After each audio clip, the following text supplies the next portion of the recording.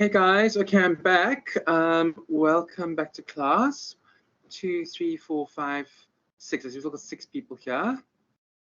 Cool. Glad that some of you guys can stay. I don't know what's happening with these recordings. I'm a bit nervous here. Why is the recording stopped? And then it restarted. That's very weird. I don't know. I'm not sure what's going on there. Anyway, I hope that they all uploaded. I need to actually check. So I'll upload what I've got. Guys, if there are any problems with recordings, please let me know, and then I will either have to create additional recordings, or we'll just have to go over the stuff with you if you have any questions. Like I said, especially with this last bachelor's degree that I did, which I finished last year, through UNISA, I got lots of second chances from lecturers there. I actually went back to them after I'd finished about 70% of the degree, and I hadn't progressed well academically the year before, and I had to go and say, please, can you let me continue? And I spoke to a very nice lecturer who said, we have no problem letting you back into the thingy so that you can, because I said, I've already finished 70% of the degree, and I'd left all the horrible, very difficult parts I didn't understand right until the end, and then eventually I had no choice. I had to do them. And well, I survived. I wouldn't say I came out unscathed, but I survived the whole process. So just to let you know that I'm here for you guys if you need me, because I know what it's like to be a student. I think I had forgotten, but I certainly remember now, and it's not easy. It's not an easy thing. So if you need my help, I'm very happy to assist you. So please, the one thing I want to say to you is don't plagiarize. That's a definite no-no. Boston doesn't like that at all, and you can't blame them, because it's not fair on the students to actually do the work. So just keep that in mind. Okay, let me just quickly just check that we are still recording. Yes, we are. Give me for my pedantic OCD nature. Okay, so content a la carte.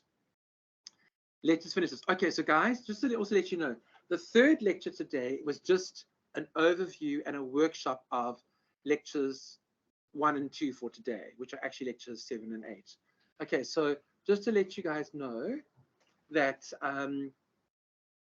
we're not going to have time to do that workshop today, which is actually fine because it's just really a revision. So you can go look through the notes and create your own value chains if you want to, and then we can discuss them in class if we have the time. If we don't, then we're just going to move on to more theory next week. Just to also let you know, if you want to, you're most welcome to create a value chain for your answer for the ANC in your, or Mackey's, or the British royal family, if you want to. That's just a suggestion. You don't have to. But anything that's covered in the textbook and anything that's covered in classes that you can find reliable sources for, academic and otherwise, you're most welcome to use. Okay, so remember, I did say to you, you guys can use that diagram that I gave you last week for branding or brand loyalty or the lack thereof, and you can quote me as the author. I know it sounds very vain and egotistical, and it probably is, but you can use that because that is my own work. You won't find that in a textbook anywhere, and you can use it because it's relevant to this to the discussion. You don't have to. If you don't use it, it's not like you're going to get marks taken off. If you do use it, it's not like you're going to get marks added. I'm looking at the overall quality of your answer. And remember, at the end of the day, whatever substantiations, decisions, statements that you make need to be justified. You need to be able to justify to me why you made the statement, what you're backing it up with, and what your reasoning is. And then you get your marks. Okay. So guys, I hope you're not freaking out about the assignment. It's actually a very nice assignment. I mean, I think it's very interesting.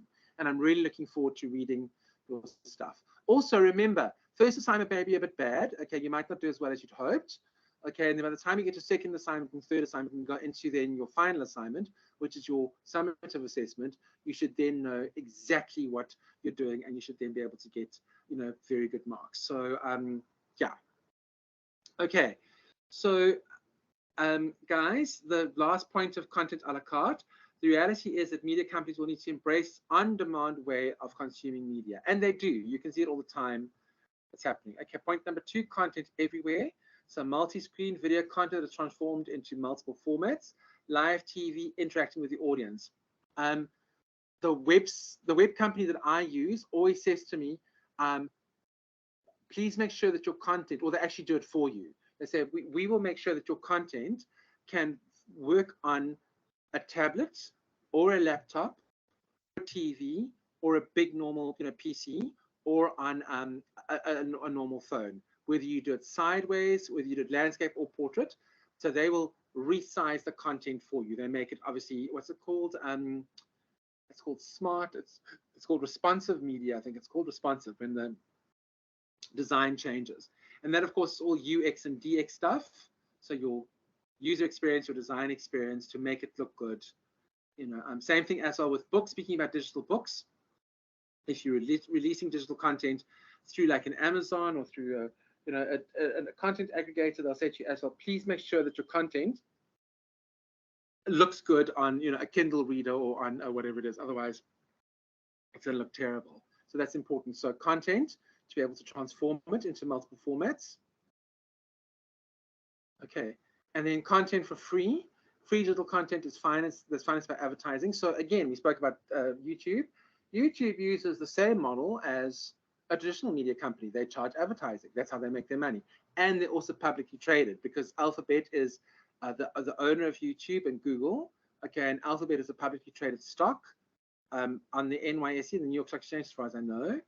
Okay, or might be the NASDAQ. But I know we have stocks. We actually bought stock in Alphabet. So when I use YouTube, I feel better about it, because I'm like, well, we own stock in YouTube, so that's good. Not that it's doing particularly well at the moment, but there we go. So you can see those are your two main streams of income. Google you can also do a subscription-based thing where they take the advertising away. You're going to pay for it. That's what Netflix is doing, obviously. And as you know, Netflix is now saying, should we not increase our fees every year? Should we not add advertising? And that is for them to decide. I quite like the fact that it's free of advertising. I kind of expect it on YouTube, because obviously the content is free. Where I'm paying for a subscription service, I expect that there shouldn't be content. It's interesting to see what you guys think. Okay. Newspapers, you can read the internet, the content free online, and then advertising steps in. That's not entirely true, guys. Okay, so nowadays, a lot of newspapers are now saying this content is only for subscription people, or you need to first register with us before you can read this content. That way they can collect your email address, and they can then say to you, hey, listen, would you like to subscribe? Or they'll say this content is only, or they'll make sort of like a guilt trip plea. They'll say, journalism isn't free and we're suffering, and please can you give us a little donation? They do that these days as well. A lot of, like Daily Maverick always says, listen, can we ask you for a donation? So sometimes I do. So you can see the content is no longer completely free, because newspapers and media outlets are now saying, well, if people aren't prepared to pay for the content, then we need to force them to pay for the content, because we need to pay journalists. We need to pay, to run our building. We need to pay website fees and, hosting fees, etc., etc. So you can see, so like Netfact 2024 at least, with their the monthly subscription. Okay, and then you need to find creative ways to generate revenue.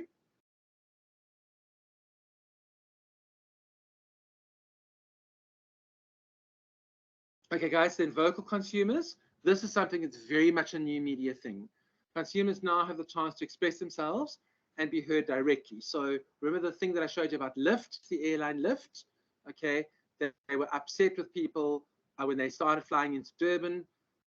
People in Durban said, why are you showering your new aircraft that's arrived in Durban for the first time with water? We don't have any water in Durban. It's irresponsible. And Lyft quickly said, oh, but we're using recycled water. It's grey water. We would never waste water, etc., etc., etc. So you can see, and also the name of the airline, as I said to you guys, was determined by customers. Consumers are the ones who came up with the name. They didn't choose the name themselves, which is actually very, very clever. They obviously have a good marketing person who's involved with Gidon Novick and Jonathan Ayash, unless they are good marketing people. But usually there's a consultant in there somewhere, because a guy who is an expert at running an airline is not an expert in marketing. It's probably a consultant that they got in and said, listen, advise us, or somebody who knew. Some people are naturally good at marketing. They have a flair for it. Okay, but not always. Sometimes you need a consultant to advise you.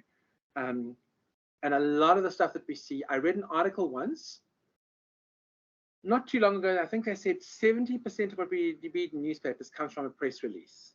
So a lot of the time the content is supplied to them by a brand. It's not necessarily content they've come up with themselves, because journalists are also busy. They don't always have time to go out and go look for new sources unless it's investigative journalism, like a carte blanche, which is quite different. And speaking of which, you can watch carte blanche snippets on YouTube. You don't have to log into their, or go into Mnet, whatever it's going to be. Okay, the upside, the threat for media companies is that if there's free, successful content, it takes away from the professional content. I've often seen that myself. I will sometimes just watch YouTube content because I don't feel like watching a movie or watching a series on Netflix or whatever.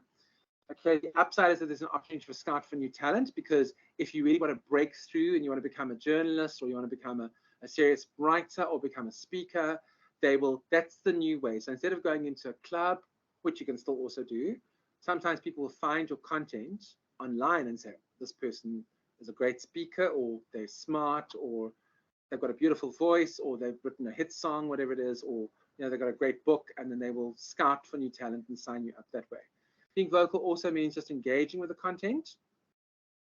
Okay, so media companies must actively engage with consumers and incorporate their contributions. And influencers is very important here, guys. I know a woman that I used to work with quite closely. We don't really work together as a colleague. We don't work together closely, but she's an influencer. She gets paid to go to social events dressed to kill and to take photographs of products that she is endorsing and post them on her Instagram channel. So there's that as well. It happens a lot more than we realize. Like I said to you guys last week with Idols in America and Coke, all the judges drinking Coke, 3/4 of them don't drink Coke. They don't touch the stuff, okay, because it's very fattening.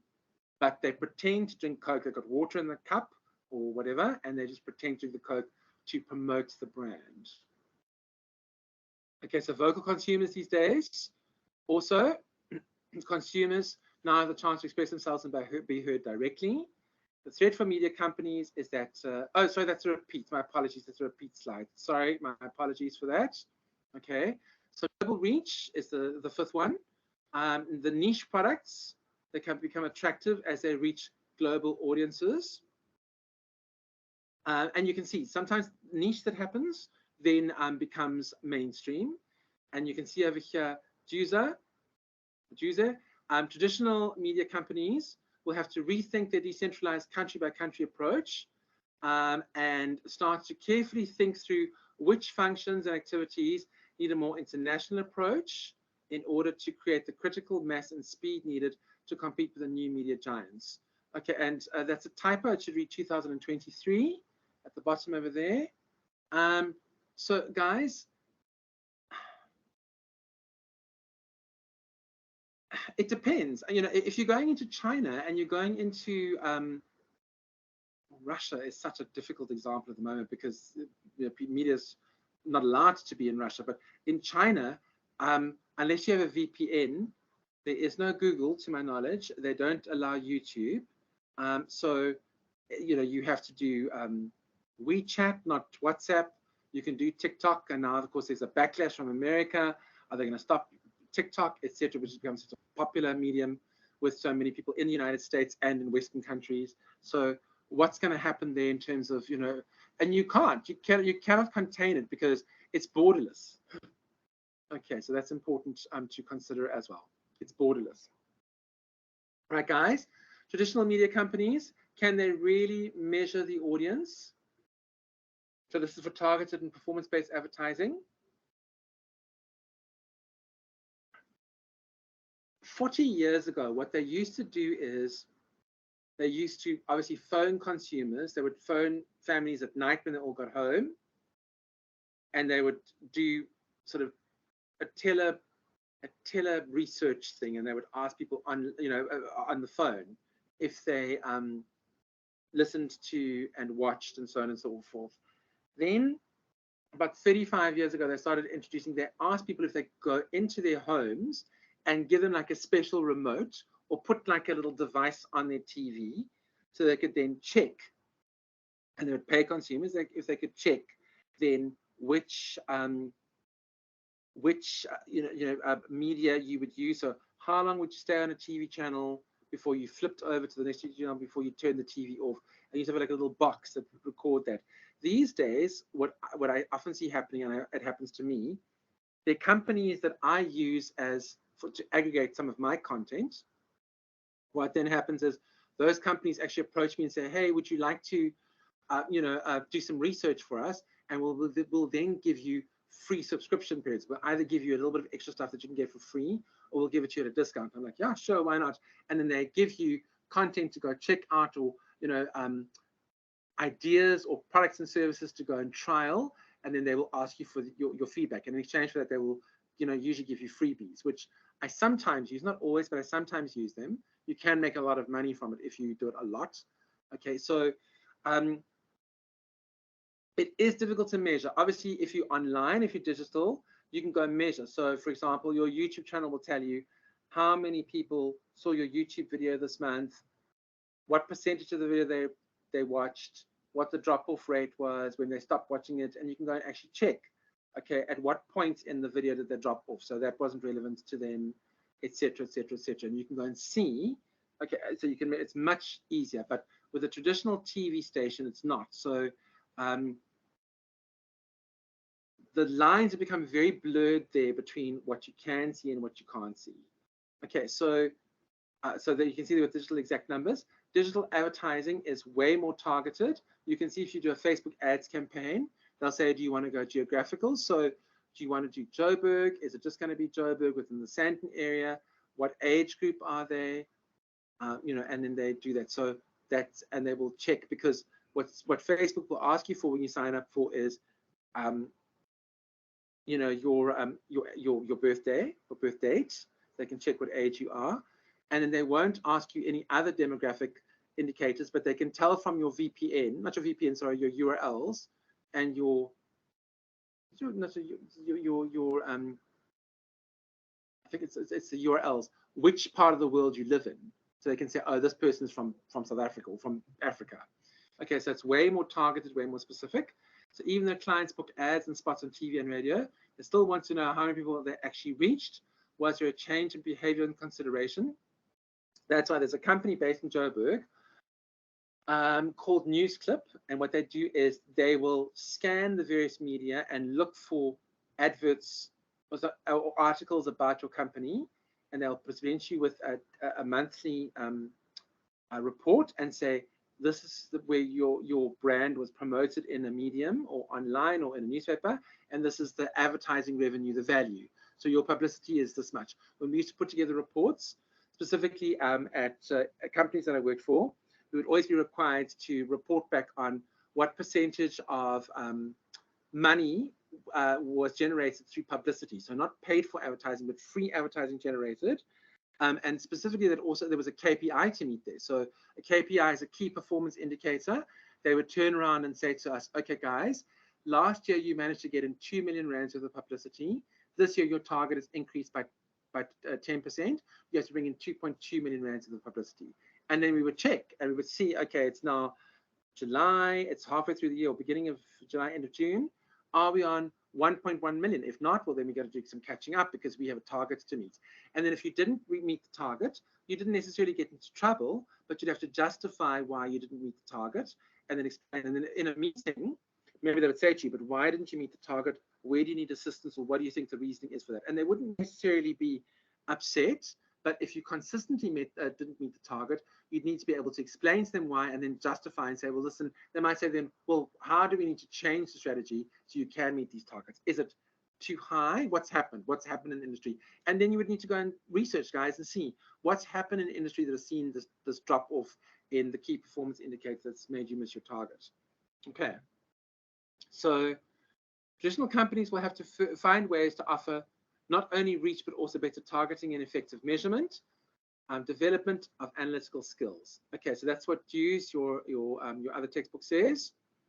And it's a combination. I also used to, at some stage, do research. And I remember the last big research project that I had to do quite some time ago, we went and spoke to people on the streets, and then we actually had a focus group. But the focus group, if you have a look at research, I think research is one of your modules, we actually used a snowballing / convenience sample where I actually went to people and said, listen, we want to do a focus group, Do you know people who would be willing to come and do the focus group? Can we have lunch at your place? Can we chat with people, and then we'll give them all gift cards? Or I think we actually did it for free.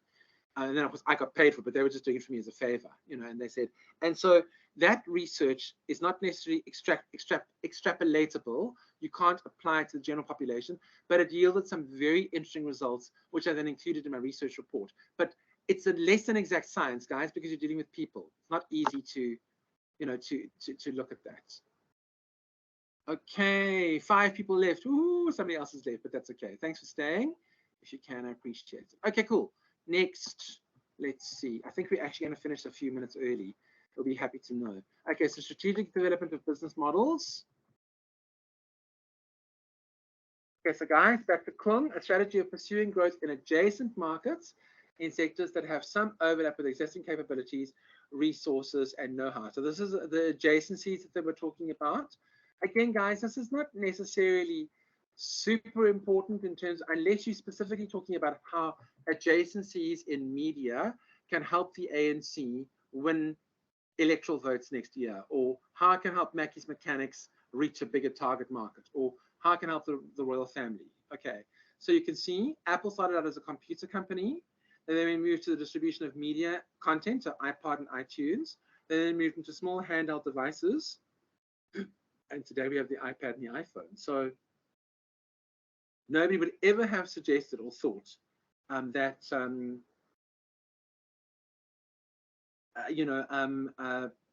that Apple, which was a computer company, was going to end up doing cell phone devices and tablets and that kind of thing.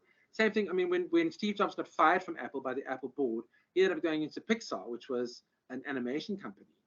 And based on the successes there, he was invited back to Apple, and then of course was with the company until he died. But I know that Elon Musk approached Tim Cook from Apple at one stage and wanted Tim Cook to come on board and help them finance Tesla.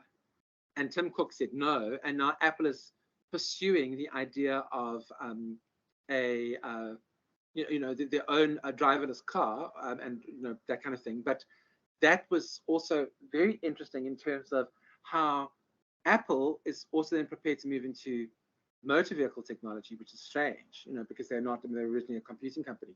And if you look at Google looking at at various types of artificial intelligence to make searches easier, to generate content more easily, etc., etc. You can see how that is going to affect their business model and what they're known for. So Google is no longer just a search engine. And as a matter of fact, they say in terms of discovery of new content, YouTube is probably the second or largest discovery medium of new content in the world. That's why it's such a crowded marketplace. Very difficult to break out using, but unless you can go viral, which is a challenge.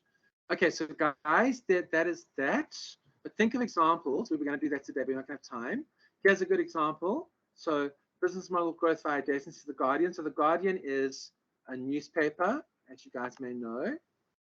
Okay, so look at the market and then look at the product. So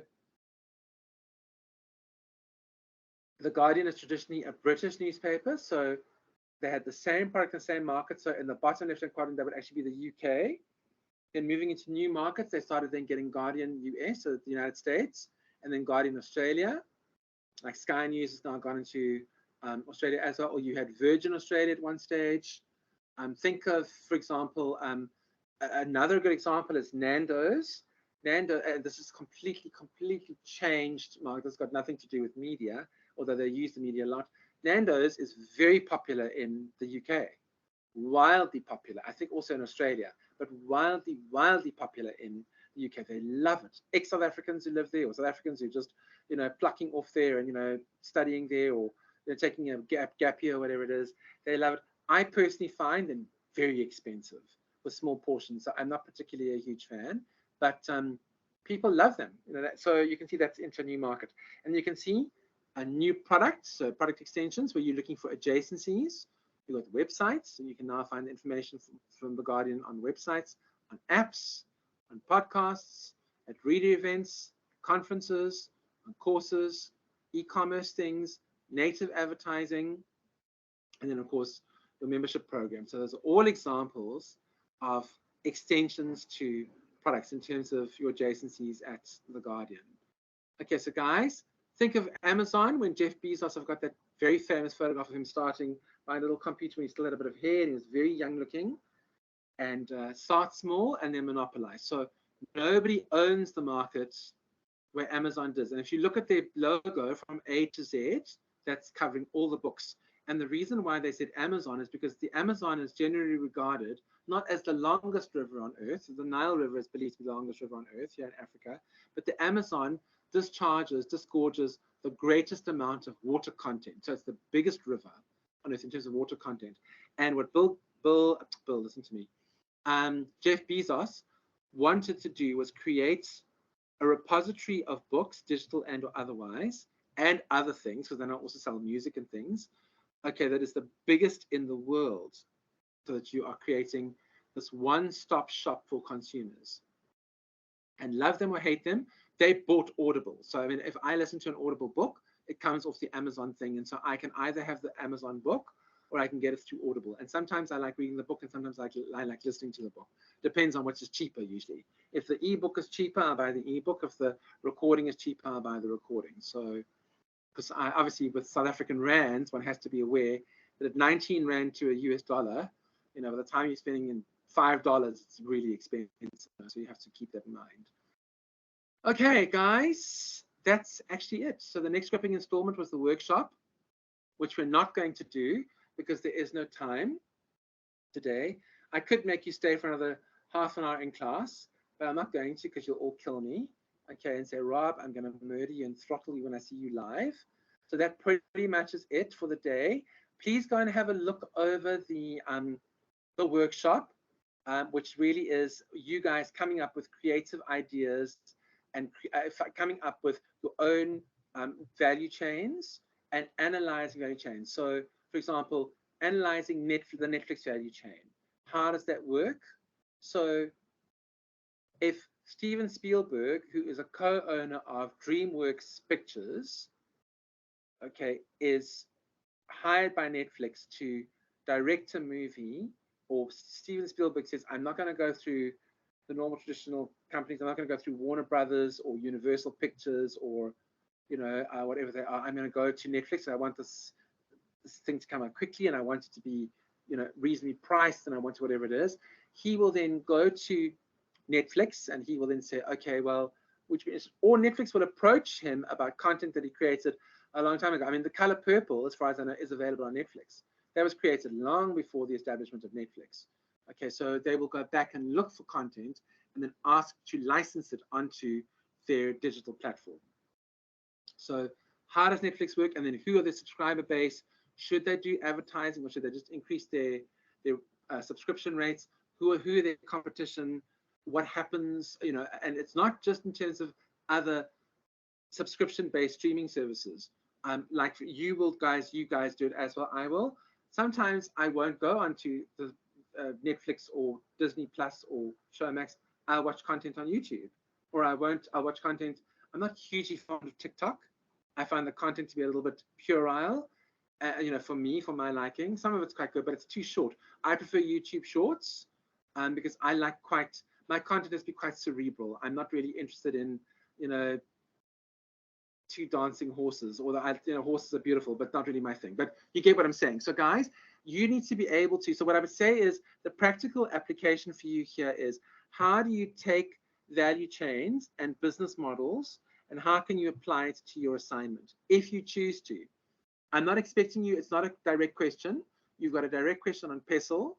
I'm not expecting you to do a value chain analysis of the ANC value chain or of the royal family. If you want to, if you think it's relevant, and you can somehow relate it to how it's going to affect Pestle and affect your media strategy in terms of what media you suggest they use, then please by all means do.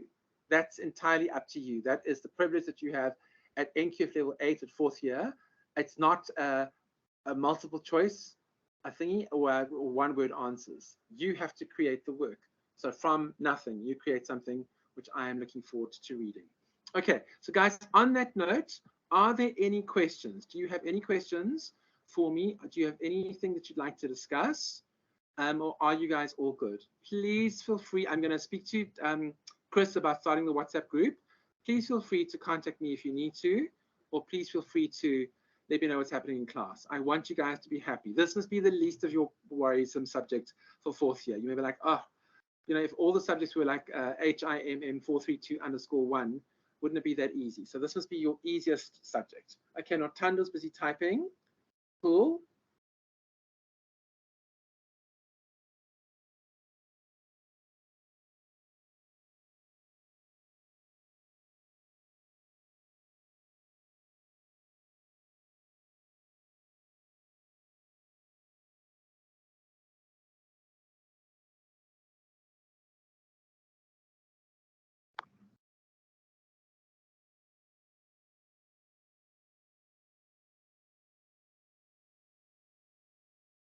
Sorry, I smashed my keyboard accidentally. Oh, no worries. No worries, that's fine. Oh, you smashed your keyboard accidentally. Oh, no worries, that's absolutely fine. Okay, lol. Okay, so guys, if there are no questions, I'm very nervous that there are no questions, but if you guys are happy, then I'm happy. Please let me know if you have any issues. Okay, and then we take it from there. I'm very happy to make the classes. I will try and make the classes better for you. I know the big concern now is the length of class. It's really long, for which I apologize. I don't think there's any way around it, guys. I will ask, I'll make the ask, but I don't think there's any way around it. Unfortunately, the classes are as long as they are. Cool. Notando, you still typing? You're smashing your keyboard again by accident. No questions. Okay, cool. Great. All right, guys, then let me not keep you any further than I have to. Let me quickly just stop the recording. And then let it start to save. Stop recording.